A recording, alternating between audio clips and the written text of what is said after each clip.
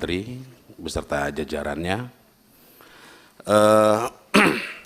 Pertemuan pada siang hari ini pertemuan yang sangat spesial sebenarnya.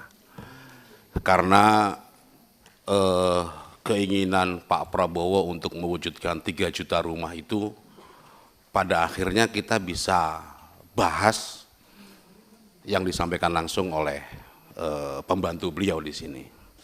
Karena selama ini menjadi banyak pertanyaan di masyarakat.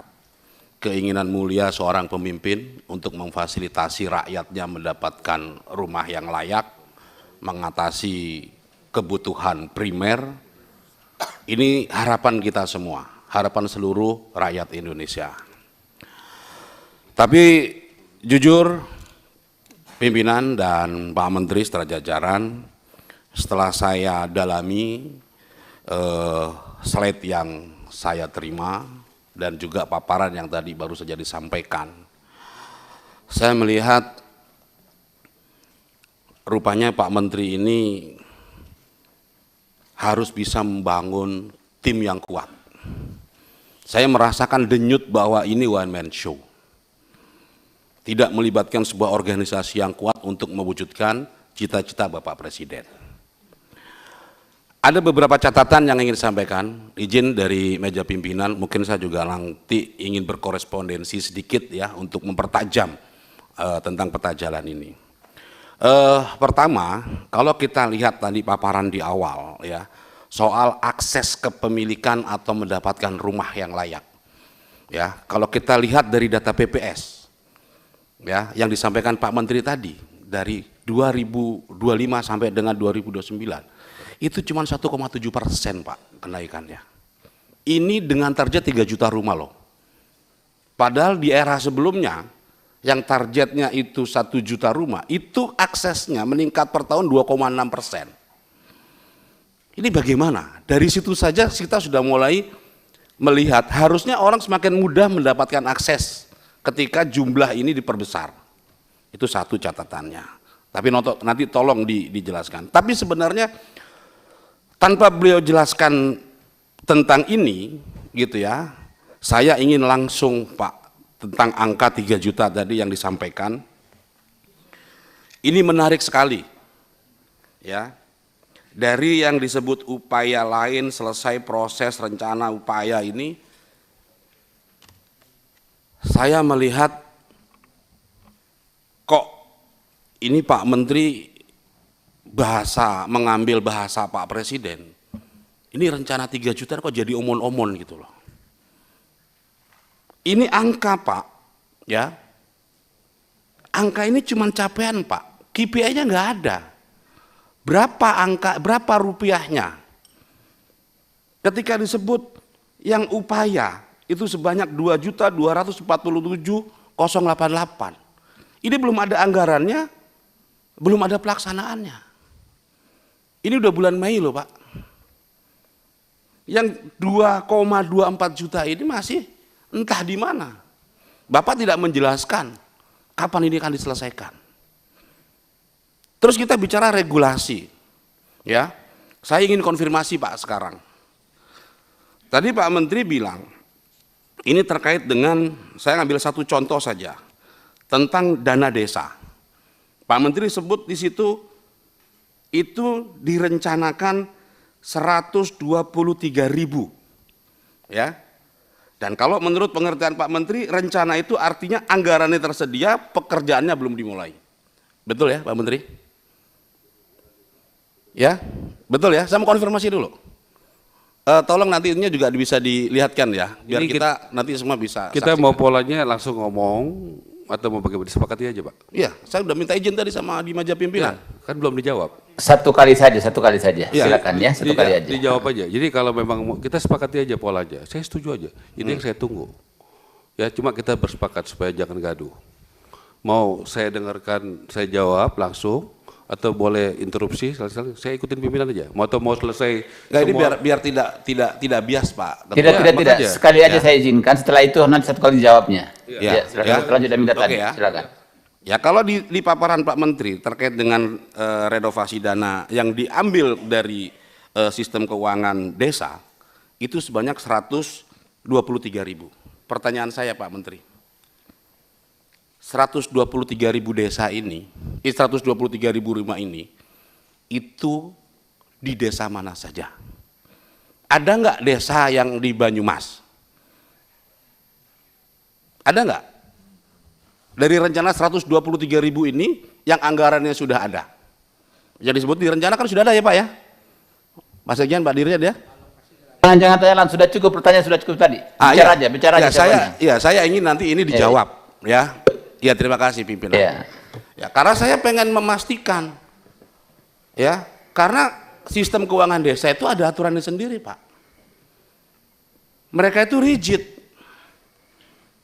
tidak boleh semena-mena menentukan target dari dana desa 123.000.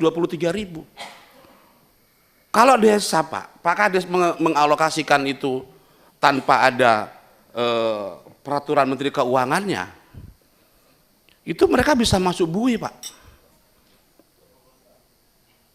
Jadi ini nggak main-main gitu loh. Lah ini kalau kemudian seperti ini bahasanya, ya bagaimana teman desa kita? Saya ingin mengkonfirmasi nanti 123.000 itu ada di desa mana saja,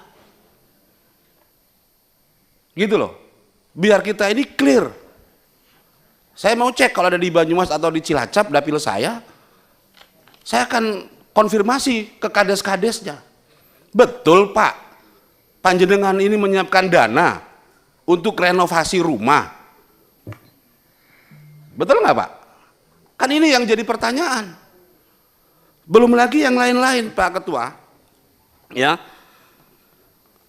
terkait dengan upaya lain yang 2.730.000 ya. Saya terus terang sedih juga pada hari ini.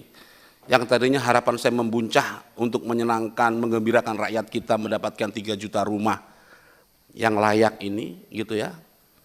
Ini dengan paparan seperti ini menunjukkan bahwa ini kerja-kerjanya ini nggak terorganisir dengan baik. KPI-nya nggak ada. Itu kalau kita bicara Pak, ya, ini hebat betul gitu loh. Ini sekian, totalnya rapi 3 juta.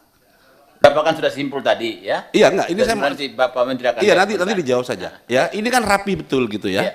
Nah, pertanyaan saya ya, nanti ini angka-angka ini dari mana Pak? Terus biayanya berapa? Anggarannya itu berapa?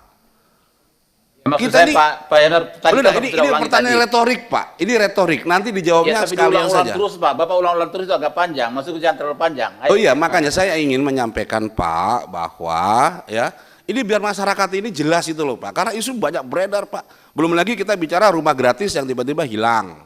Di paparan Pak Menteri nggak ada di sini gitu. Padahal di luar ngomongnya banyak akan dibagi rumah gratis. Orang menahan diri untuk tidak membeli rumah. Tapi saya ingin agak fokus ke sini Pak gitu ya. Karena ini kan yang akan jadi roadmap-nya. Ini kan pertanyaan kan ini kita bicara di sini. Gitu. Ya kalau kita komentarin apa yang disampaikan Pak Menteri di media dan ini kan jauh banget gitu. Gitu ya. Nah, yang ingin saya tekankan Pak gitu ya. Tolong ini ya. Ini udah bulan Mei. Nanti berapa biaya untuk mengeksekusi 3 juta rumah ini? Ya. Kalau yang dari APBN sudah nampak anggarannya itu ada di kita semuanya. Tapi yang upaya lain ini kan belum nampak Pak. Ya, nanti tadi Pak Menteri sudah mengakui ya terkait BPHTB. Ini kaitannya ada di undang-undang Pak. SKB 3 Menteri misalnya itu di bawah undang-undang. Mereka dilindungi undang-undang sesuai dengan kemampuan masing-masing daerah. Betul, mereka ini kita semua anak bangsa, tapi mereka juga punya tanggung jawab. Kita semua punya tanggung jawab dan kita nggak boleh melepas tanggung jawab kita kepada pihak lain. Itu poinnya buat saya. Ya, jadi tolong Pak Menteri ya ini bahasanya itu didetailkan lah supaya ini menjadi realita yang bisa kita banggakan gitu sebagai keinginan Bapak Presiden ya dan Pak Menteri sebagai pembantu Presiden ini bisa mewujudkan cita-cita itu dengan baik. Terima kasih Pak Ketua. Terima kasih. Ini saya ingin tanya kepada teman-teman ini, waktu kita sekarang sudah 2:30.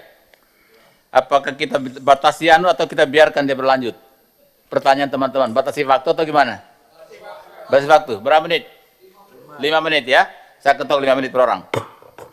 Berikutnya Pak Abdul Hadi, silakan Pak Abdul Hadi. Pak Ketua, izin Pak Ketua, setengah menit aja. Saya Pak. Interupsi? Jadi, ya saya Pak. Oh Pak Menteri, silakan. Jadi saya dalam session ini, tadi saya dikasih kesempatan panjang. Jadi saya sekarang tidak akan interupsi, saya dengar aja Pak. Ya gitu ya Pak ya. Jadi saya dengar, begitu Pak ya. Bukan Bapak, ini Bapak yang pimpinan. Siap. Saya usul. Jadi semua yang Bapak yang tanya-tanya, saya dengar aja. Atau saya boleh jawab di tengah pertanyaan. Dengar aja dulu Pak, Oke, nanti terakhir baru baik, Bapak ya, jawab. baik. Ya. Jadi supaya kita jelas apa yang mau kita sepakati Pak. Ya. Saya orangnya taat asas apa Ya. yang disepakati. Makasih, Terima kasih Pak Ketua. Terima kasih. Ayo Pak Abdul Hadi, silakan Pak Abdul Hadi.